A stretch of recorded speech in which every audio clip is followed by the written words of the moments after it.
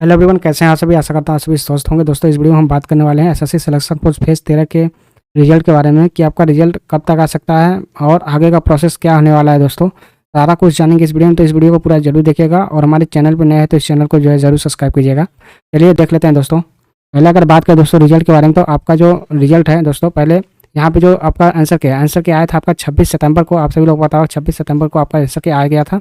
इसके बाद दोस्तों जो है कि इन्होंने जो इसमें आंसर के जारी किया था, उसमें जो रॉन्ग क्वेश्चन थे इन्होंने उसका पहले से ही यहाँ पे मार्क कर दिया था। ठीक है, तो इसमें कुछ ज़्यादा करने का इनको रह नहीं गया है।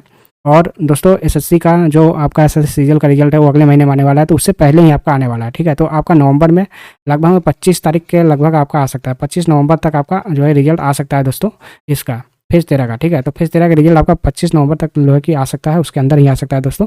इसके बाद दोस्तों, इसके बाद आपका रिजल्ट आने के बाद आपको क्या करना होगा। रिजल्ट जैसे ही आता है आपका, जैसे ही दोस्तों रिजल्ट आता है उसके बाद आपका क्या होगा कि आपको जो है कि डॉक्यूमेंट्स अपलोड करने होंगे वेबसाइट पे। ठीक है, तो ये अब पहले भेजना होता था जो है कि, तो फेज 12 से जो है कि आपका डॉक्यूमेंट्स क्या करना होता है, डॉक्यूमेंट्स अब अपलोड करना होता है। सीधे आपको अपलोड करना होगा।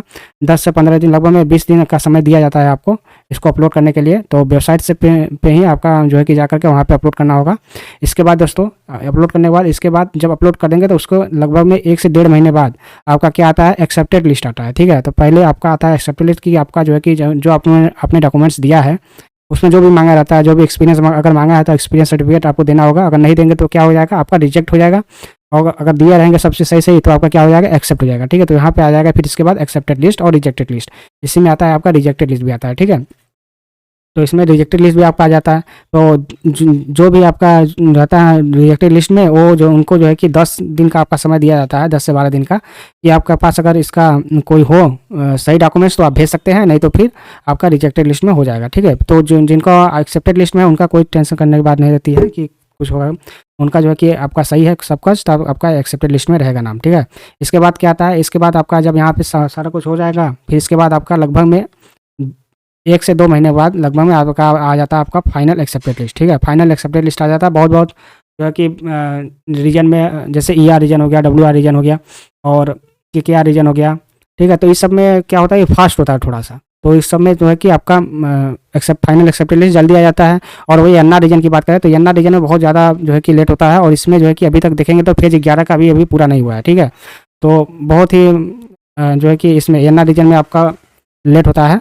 तो इसके बाद दोस्तों आपका फाइनल एक्सेप्टेड लिस्ट आने के बाद ER रीजन में सबसे ज़्यादा जल्दी आता है। और इसके बाद दोस्तों आपका क्या आ जाएगा, इसके बाद आपका DV का डेट आ जाएगा। ठीक है, DV का डेट आ जाएगा। उसी रीजन में जाना होगा जहाँ से आपके जो है कि फॉर्म भरे रहेंगे उसी रीजन में, और जहाँ का पोस्ट रहेगा उसी जो है कि आपको मेन ऑफिस में जाना होगा, वो उस पर लिखा रहेगा और वहाँ पे जाना होगा। वहाँ पे आपका DV होगा और DV होने के लगभग में 3 से 4 महीने के बाद आपका क्या आ जाएगा, लगभग फाइनल रिजल्ट आ जाता है। ठीक है, तो ये फाइनल रिजल्ट ये भी आपका जो है कि रीजन पे डिपेंड करता है कि आपका रीजन कौन सा है।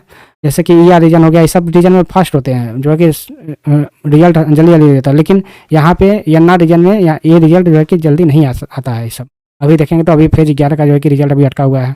तो बहुत सारे रिजल्ट जो है कि इसमें अटके हुए हैं। तो इसी प्रकार से दोस्तों रहता है। और WR रीजन में भी जल्दी आ जाता है लगभग में। और MPR रीजन हो गया, CR रीजन हो गया और NR रीजन हो गया। ठीक है, NR रीजन हो गया, आपका CR रीजन हो गया, MPR रीजन हो गया। इस सब में रीजन में जो है कि आपका लेट आता है, ये सब ज़्यादा जल्दी नहीं आता है। ठीक है, और जो ER रीजन हो गया, आपका WR रीजन हो गया और KKR रीजन हो गया। ठीक है, ये सब रीजन जो है कि होते हैं, जो उसमें जो है कि आपका थोड़ा सा फास्ट होता है और इस सब में काम जल्दी हो जाता है इस सब का। ठीक है, ये रहता है पूरा प्रोसेस दोस्तों।